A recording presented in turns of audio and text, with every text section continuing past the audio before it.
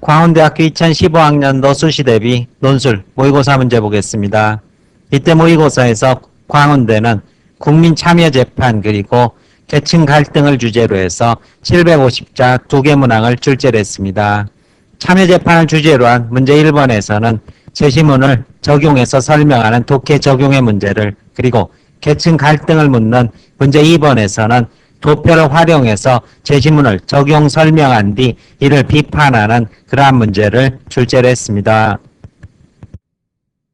따라서 문제 2번이 도표와 그리고 제시문 적용과 비판 등을 고루 묻고 있는 만큼 문제 1번보다는 다소 까다롭다, 이렇게 평가할 수 있을 것입니다.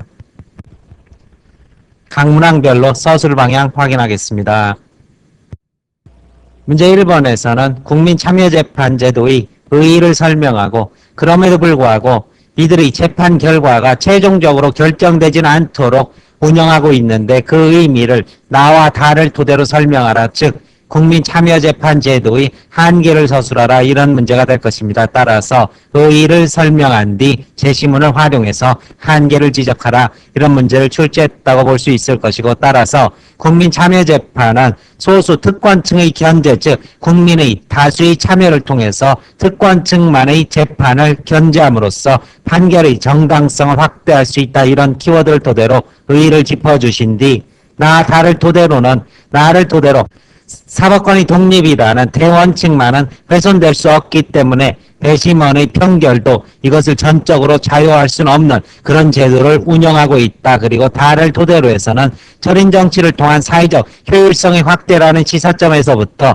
전문가와 일반인 사이에서는 어쩔 수 없는 역량과 현실적인 인식에 있어서의 격차가 있고 이것을 감안한 조치가 된다. 이렇게 다를 토대로 한계를 서술해 주시면 될 것입니다.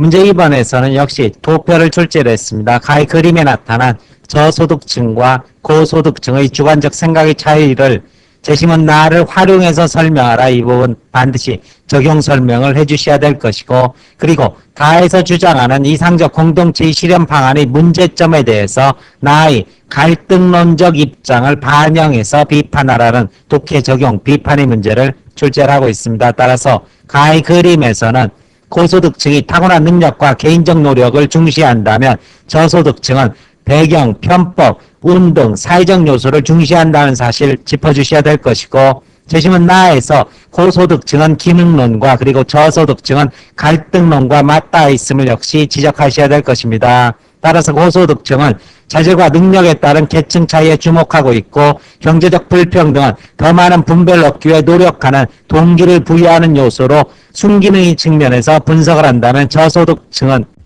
권력이나 가정 배경 등의 요인이 갈등의 불평등한 분배를 주도함으로써 이것이 사회적 마찰의 요인이 된다는 이러한 시각을 한 키워드의 서술을 하고 난 뒤 제시문 다에 대한 비판적 서술에 있어서는 제시문 다는 보상과 처벌을 중시하는 심리적 강화를 문제 해결의 주된 방안으로 제시하고 있지만 이는 개인적 차원의 접근에 불과하고 사회 구조의 문제를 도외시하고 있는 처사이다. 개인의 심리 통합만으로 배분의 문제를 근본적으로 해결할 수는 없다는 이러한 비판을 해주시면 될 것입니다.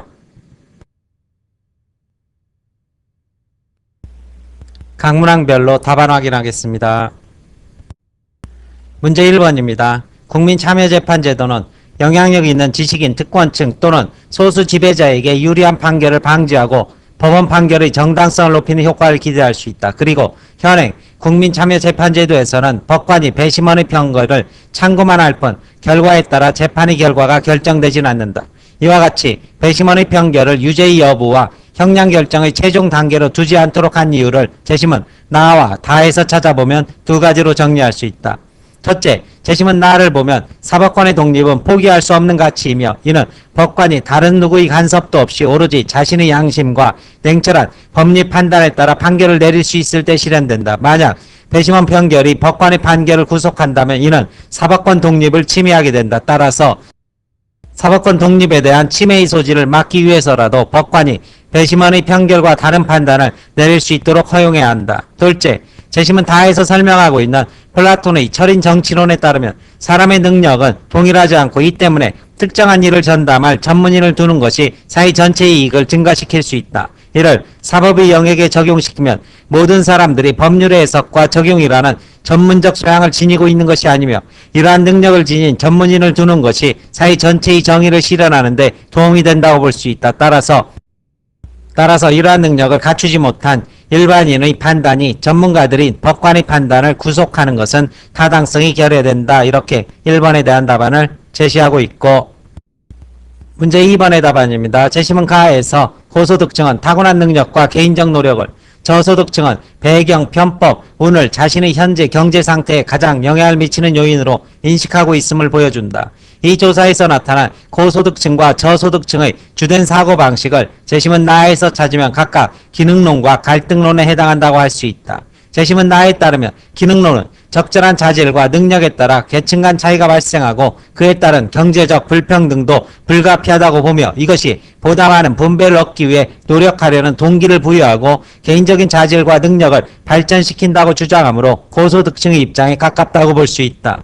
반면에 갈등론은 개인의 능력과 노력보다는 권력이나 가정 배경 등의 요인에 의해 사회적 희소 가치가 차등 분배됨으로써 불평등이 발생한다고 주장함으로써 저소득층의 입장을 나타낸다고 할 수 있다.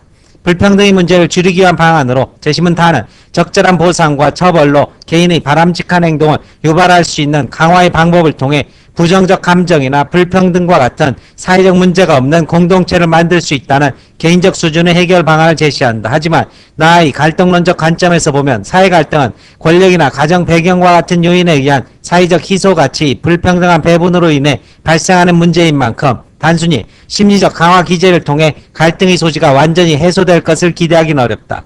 이상적 공동체를 수립하기 위해서는 개인에 대한 심리적 통합보다는 사회적 희소 가치의 공정한 배분이 더 중요한 요인인 것이다. 이와 같은 답안을 제시하고 있습니다. 설명 마칩니다.